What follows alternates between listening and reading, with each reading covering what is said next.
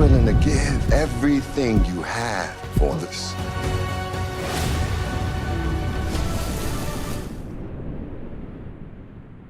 Finding out who you really are isn't just about self-reflection. It's a journey, a quest, and sometimes a battle.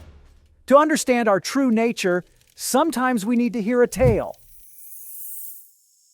Once upon a time, there was a pregnant lion that was nearing the end of its life. Soon after giving birth, she dies. The cub doesn't know what to do, so it walks over to a nearby field and joins a group of sheep. After seeing the cub, the mother sheep decides to raise it as her own. So the lion cub grows up with the other sheep and starts to think and act like a sheep. It would bleat and eat grass like a sheep. But it was never truly happy. For one, it always felt like something was missing. And secondly, the other sheep would always make fun of it because it was so different. "You are so ugly, and your voice sounds so weird," they would say. "Why can't you bleat properly like the rest of us? You are a shame to the sheep community." The lion would just stand there and feel deeply sad as he heard all of these comments. It felt bad that it was so different from the other sheep and that it was a waste of space. One day, an older lion from a faraway jungle sees the sheep and decides to attack. During the attack, it sees the young lion and the other sheep running away. Curious as to what was happening, the older lion decides to stop chasing the sheep and pursues the younger lion instead. It jumps on the lion and growls at it, asking why it is running away with the sheep.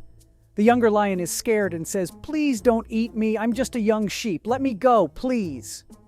When the older lion hears this, he grunts, "That's not true! You're not a sheep, you're a lion like me." The younger lion just keeps saying, "I know I'm a sheep, let me go." The older lion has an idea at this point. It drags the younger lion to a river nearby and asks it to look at its reflection. When the lion looked at its own reflection, it was surprised to see that it wasn't a sheep, but a mighty lion. The little lion is so happy that it lets out a loud roar. The roar can be heard in every part of the jungle, and it scares the sheep that were hiding behind bushes to watch what was going on. All of them run away. The sheep can no longer make fun of the lion or even come close to it, because the lion has found its true self and its true herd. The older lion in the story is a metaphor for self-awareness, and the younger lion looking at his own reflection in the water is a metaphor for self-reflection. When the younger lion realizes that its beliefs are holding it back, it realizes who it really is. It is no longer influenced by its surroundings and develops a bigger vision in alignment with its nature. Just like the younger lion in this story, you might have been brought up in surroundings that were negative and hence accumulated many negative beliefs about yourself. Bad parenting, bad teachers, bad peers, media, government, and society can all have these negative influences on us when we are young. As an adult, it's easy to get stuck in bad thoughts and feel like a victim when you blame the past, but that will only keep you in the same place you are now. To change your reality and find your tribe, you need to start working on yourself and put all your energy into becoming self-aware. The older lion in this story is not an external entity. It is an internal entity. It lives right inside you. Your true self, your awareness, is the older lion. Let your awareness shine light on all the beliefs that hold you back, and you'll find out who you really are.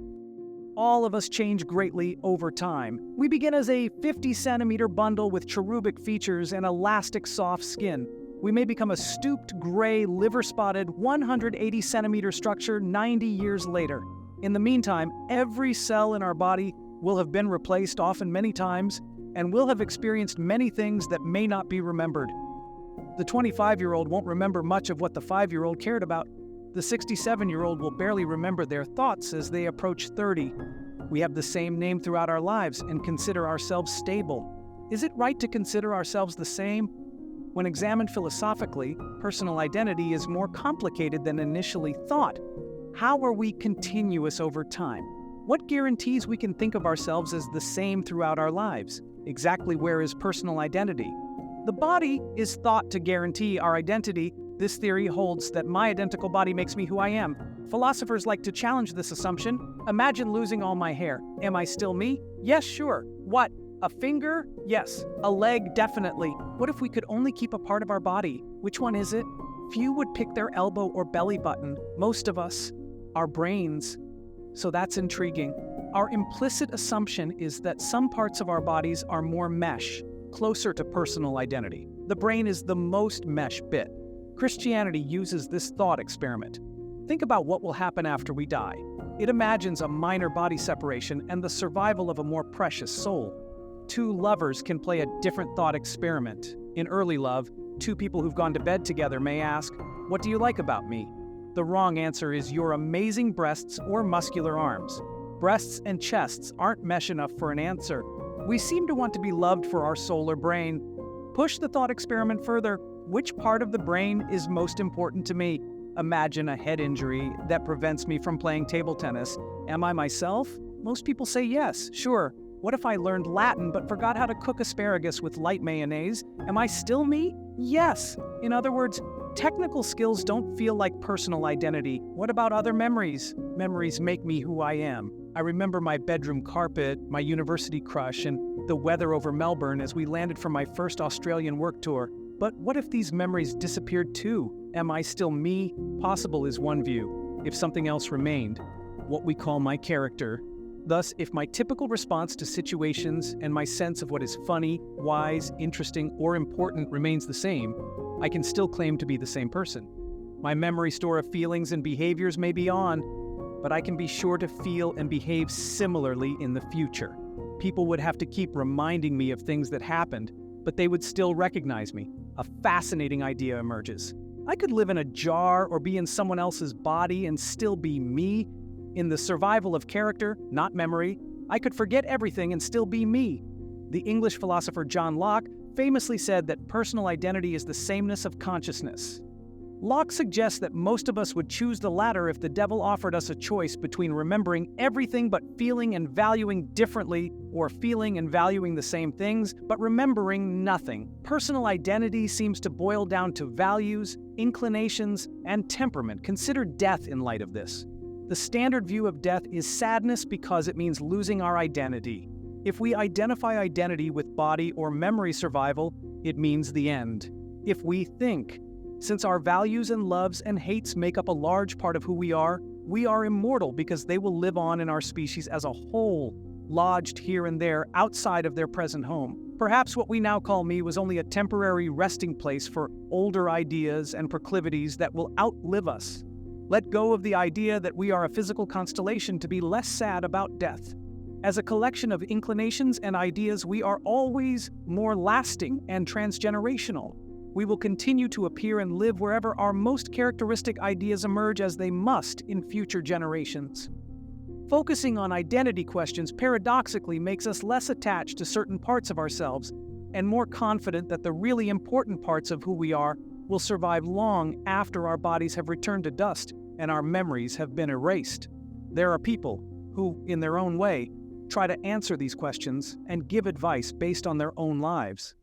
One of these people, who is known for his comedic genius and deep understanding of what it means to be human, has shared his own view on identity. So let's hear what Jim Carrey has to say. I used to think Jim Carrey is all that I was. Just a flickering light, a dancing shadow, the great nothing masquerading as something you can name. I am at the top of the mountain, and I was, and the only one I hadn't freed was myself. And that's when my search for identity deepened. I wondered who I'd be without my fame. Who would I be if I said things that people didn't want to hear?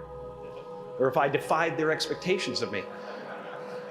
But you guys are so ahead of the game. You already know who you are. And that peace that we're after, lies somewhere beyond personality, beyond the perception of others, beyond invention and disguise, even beyond effort itself. You can join the game, fight the wars, play with form all you want, but to find real peace, you have to let the armor go.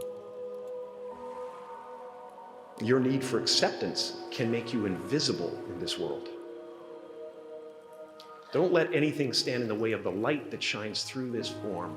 Risk being seen in all of your glory.